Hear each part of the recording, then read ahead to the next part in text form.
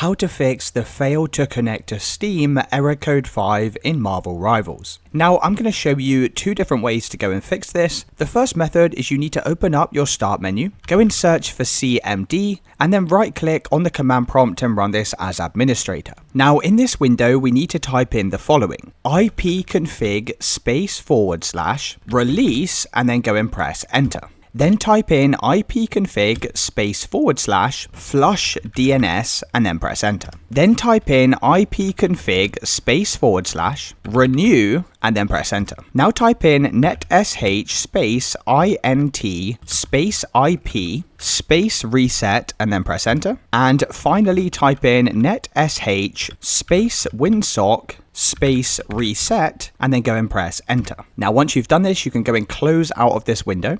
You can then head over to Steam and launch up the Marvel Rivals game. Once you're inside of the game, click on the settings wheel in the top right hand side and press settings. Now scroll all the way down to the bottom of the page where it says reload shaders and go and click on restart. You can then press confirm. Once you've done this, close out of Marvel Rivals and you'll now need to just go and restart your computer, and that will have solved the error code 5 message. Let me know in the comments if you found this video helpful.